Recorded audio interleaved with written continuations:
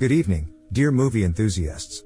As we are now living in the era of technology and artificial intelligence, we bring you a film set in the 22nd century, after the world has undergone extensive development, and robots have become like humans, living among them.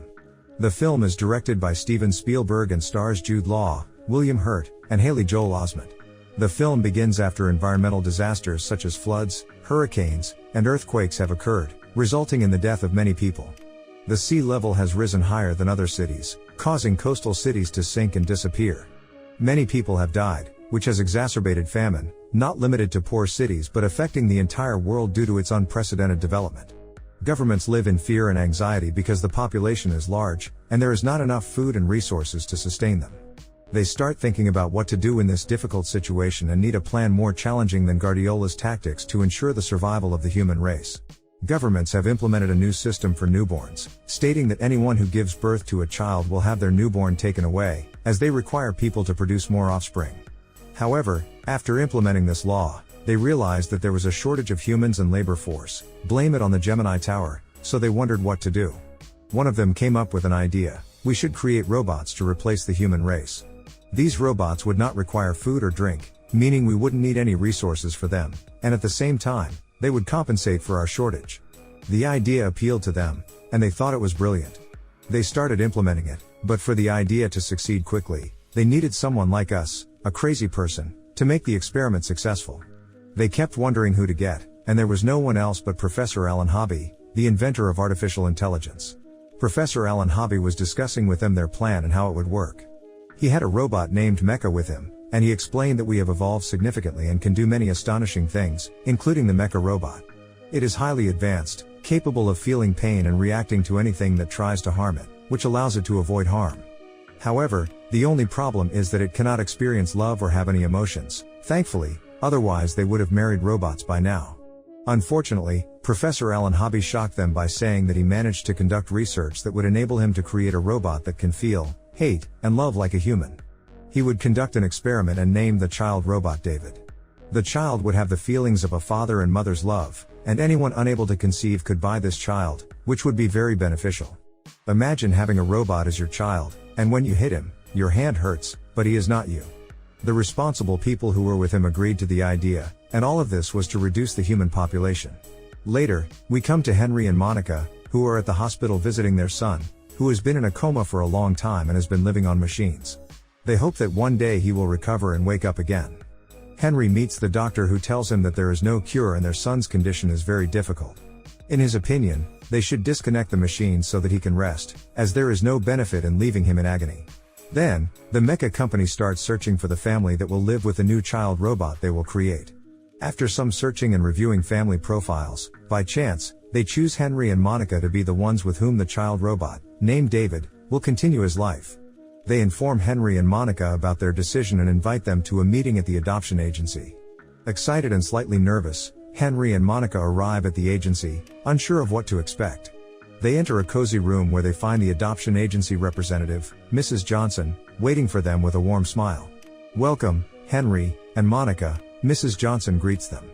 "I'm glad you could make it. Please have a seat." As they settle down, Mrs. Johnson starts to explain the situation in detail. She informs them about the circumstances under which David was created and emphasizes the importance of providing him with a loving and supportive family environment. Henry and Monica listen attentively, nodding in understanding. "We believe that you two are a great match for David," Mrs. Johnson continues. "Your profiles, values, and lifestyle align closely with what we think would be best for him. However, it's essential for both of you to understand the unique nature of David's existence as a child robot." Henry and Monica exchange curious glances, eager to learn more about the child robot they could potentially adopt.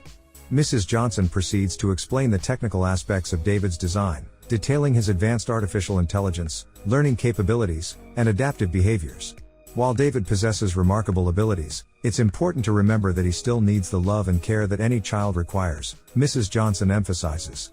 He will develop emotions, form attachments, and seek a sense of belonging just like any other child. It will be your responsibility to guide him through his journey and provide the nurturing environment he needs to thrive. Henry and Monica take a moment to process the information, considering the implications of welcoming a child robot into their lives. They discuss their thoughts, concerns, and ultimately come to a decision. "Mrs. Johnson, we're grateful for this opportunity," Henry says, his voice filled with determination. "We've always wanted to be parents, and if David needs a loving home, we're more than ready to provide that for him." Monica nods in agreement, her eyes gleaming with compassion. "We understand the challenges that lie ahead, but we're willing to embrace them. David will be part of our family, and we will do everything we can to support him." Mrs. Johnson smiles warmly, her eyes reflecting admiration. "I'm truly delighted to hear that. David is a special child, and I believe he will find love and happiness with you. Let's move forward with the necessary paperwork and preparations. Welcome to the journey of parenthood." With a renewed sense of purpose, Henry and Monica complete the required paperwork, including legal agreements and guidelines for raising David. The adoption process moves forward swiftly, and soon enough, they receive the official confirmation that David will be joining their family. Filled with a mix of excitement and anticipation, Henry and Monica make all the necessary arrangements to welcome David into their home. They prepare a room for him, filled with toys, books, and a cozy bed, ready to provide him with a warm and inviting space to grow. As the day of David's arrival approaches, Henry and Monica's excitement grows exponentially. They read books on parenting and child development, seeking to familiarize themselves with the best approaches to raising a child robot. They reach out to support groups and connect with other families who have adopted child robots, seeking guidance and shared experiences. Finally, the day arrives when Henry and Monica are set to meet David for the first time. Nervous and eager, they stand at the adoption agency, awaiting the arrival of their new family member, filled with hope and a profound sense of responsibility. The next day, the hospital called Monica to inform her that their son, Martin, had improved and regained consciousness. Monica was very happy and rushed to Henry to let him know. Both of them were overjoyed. They went to the hospital and saw their son, who was considered better now, and they took him back home. At home, Martin knew about David's story. He didn't like David and treated him like a toy. Martin always told David that he was just a toy. Martin took advantage of David and asked him to do many things and gave him difficult tasks to complete. Martin never liked David. Martin treated David differently when his mother was around. To distract his mother from David, Martin would always ask her to do things for him, like reading a story or giving him food or a toy. David started to feel like he was different from humans and wanted to be like them. He tried to imitate Martin. Martin always teased David about eating and would eat in front of him, mocking him. This bothered David, so he tried to eat like them, but it didn't agree with him, and eating too much made him malfunction. Suddenly, his facial expressions changed, and he looked strange and stopped functioning. Monica and Henry quickly rushed to the Mecha Corporation to fix David again. Monica was worried about David and held his hand, feeling that he was just like them, not a robot or anything else. The company repaired David, and he returned to his original and improved state. Martin didn't like David, and he wasn't happy when they were fixing him. His mother held his hand, and he always thought about how to make his mother hate David and stop loving him the way she did. Martin suggested doing things that were not good, thinking that it would please Monica and make her happy. One day, Martin told David, "If you want Mama to love you a lot, you have to go and cut her hair while she's sleeping." But David wasn't foolish and told Martin that it was wrong and it could upset her. However, the mischievous Martin persisted and teased David until he convinced him. At night, while Monica was asleep, David took the scissors and entered her room without her noticing. The manipulated David started cutting Monica's hair, but she turned and woke up, feeling it. The scissors also got into her eye. Monica shouted loudly, and Henry, alarmed, grabbed David and scolded him. He would have hit him, but he was afraid of hurting himself because David was a robot. However, Monica found it difficult and managed to stop Henry, telling him to leave David alone. The next day, Monica and Henry were preparing for Martin's birthday. Henry told Monica that David had become a danger to them and that they should return him to the Mecha Corporation. According to Henry, their son had awakened, and they no longer needed David. But Monica, the sensible one, told him that David was their child, and she loved him and wanted him to stay with them. She wouldn't return him. Meanwhile, David brought a gift and was going to give it to Martin for his birthday. When Martin's friends saw David, they made fun of him because he was a robot. They brought a knife and wanted to test if David could feel pain or not. After they hurt David, his danger detection system activated, and David felt threatened. He grabbed Martin to defend and protect him. Unfortunately, he fell into the swimming pool. Martin tried to get rid of him to get out, but David held him tightly and refused to let go.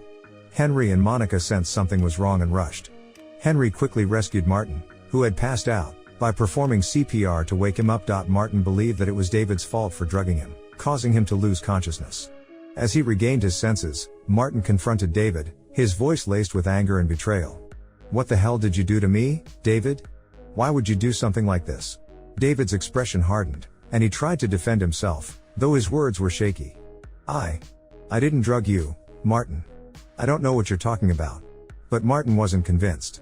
The evidence was too clear, and the trust he had once placed in David had been shattered. Monica and Henry stood by, equally stunned and appalled by the unfolding situation. Monica approached Martin, her voice filled with concern. "Are you okay? We need to get you out of here." Martin nodded, his mind still reeling from the effects of the drug. He glanced at David one last time, a mix of anger and disappointment in his eyes. "I can't believe I trusted you. We're done, David. I never want to see you again." With Henry's support, Martin left the room, leaving behind a bewildered David. The atmosphere was tense and heavy with unresolved emotions. As they made their way to safety, Martin couldn't help but wonder how he could have been so blind to David's true nature. In the aftermath of the incident, Martin found solace in the support of his friends. They helped him heal from the trauma and rebuild the trust that had been shattered. Although the betrayal had left its mark, Martin emerged stronger and more cautious about whom he chose to trust.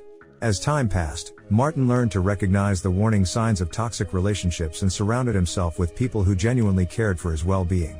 He realized that his experience with David had been a painful but valuable lesson, teaching him the importance of listening to his instincts and not ignoring red flags. Martin's life moved forward, and he found new friendships and experiences that enriched his journey.